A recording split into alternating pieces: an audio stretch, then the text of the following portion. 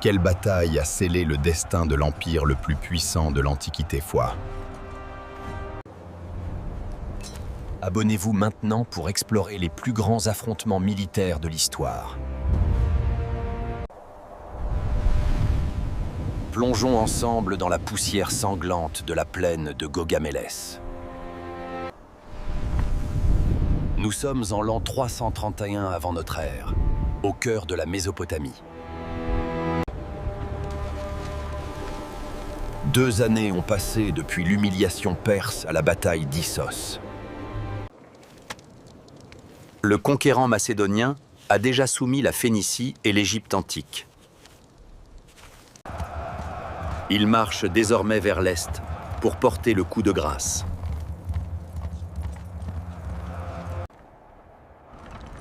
L'empire achéménide vacille, mais rassemble ses ultimes forces pour survivre.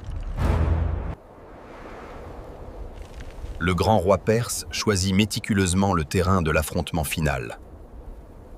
Il sélectionne la vaste plaine de Gaugamélès, près de l'actuel Mossoul.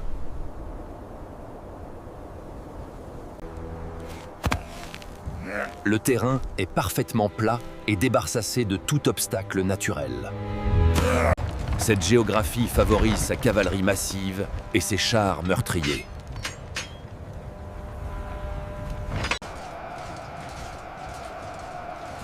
Les estimations parlent de 100 000 hommes rassemblés par l'Empire. Des guerriers viennent de Bactriane, de Scythie et des Indes lointaines.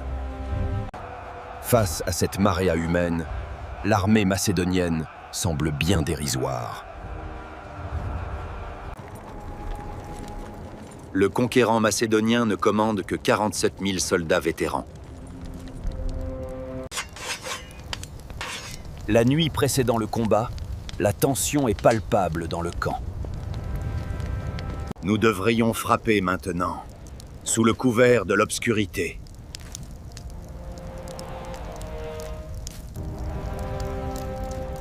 Je ne veux pas voler ma victoire. Je ne veux pas voler ma victoire. Il dort profondément, pendant que ses hommes contemplent les feux ennemis. Au matin du 1er octobre, les phalanges se déploient en silence. Le commandant adopte une formation oblique, risquée et novatrice. Il place des troupes en réserve pour contrer l'encerclement inévitable.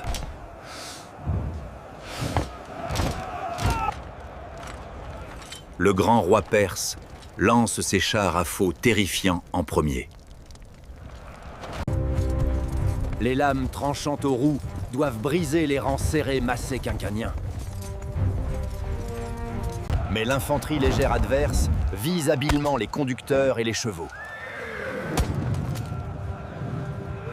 Les rangs de la phalange s'ouvrent pour laisser passer les chars fous. Piégés à l'arrière, les équipages perses sont rapidement massacrés sans pitié.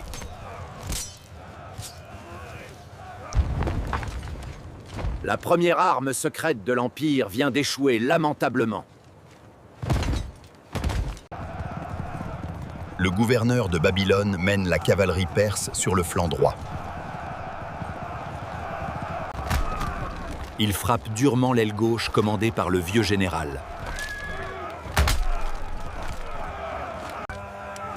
Les maquets, que t'en plie, sous le poids écrasant du nombre ennemi.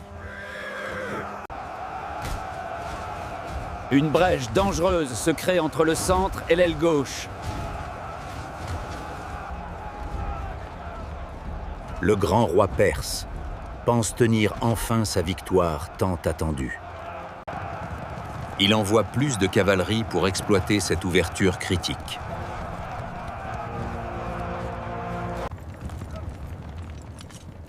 C'est l'erreur fatale que le conquérant macédonien attendait avec patience. Le mouvement perse affaiblit le centre de leur propre ligne de bataille.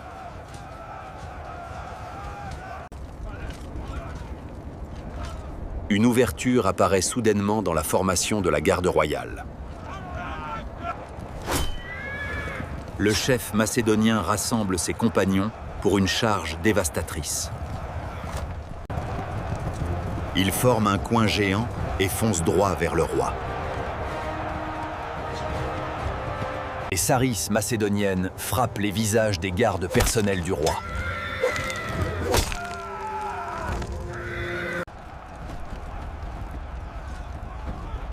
La violence du choc ébranle le moral de l'état-major perse.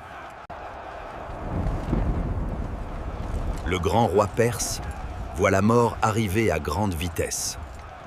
Terrifié par cette fureur, il tourne son char et s'enfuit. La panique se répand comme une traînée de poudre dans l'armée. Le centre perse s'effondre totalement, sans son commandant suprême.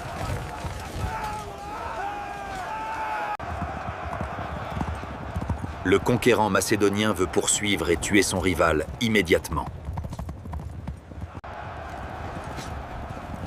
Mais un message urgent arrive depuis l'aile gauche en déroute. Le vieux général est sur le point d'être anéanti par l'ennemi. Le chef doit choisir entre la tête du roi et son armée. Il abandonne la poursuite pour sauver ses fidèles soldats en difficulté.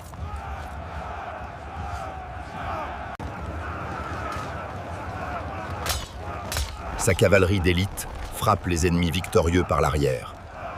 Le gouverneur de Babylone, réalisant la défaite du roi, sonne la retraite.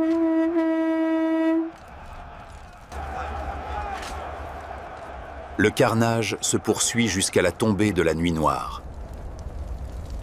Et la poussière retombe sur des milliers de cadavres jonchant la plaine. Gaugamela marque la fin effective de 2 siècles de domination perse. Il est désormais le nouveau maître de l'Asie.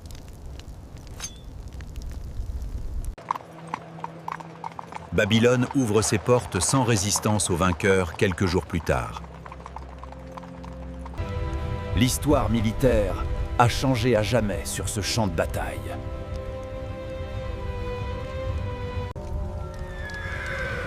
L'Occident et l'Orient sont violemment entrés en collision ce jour-là.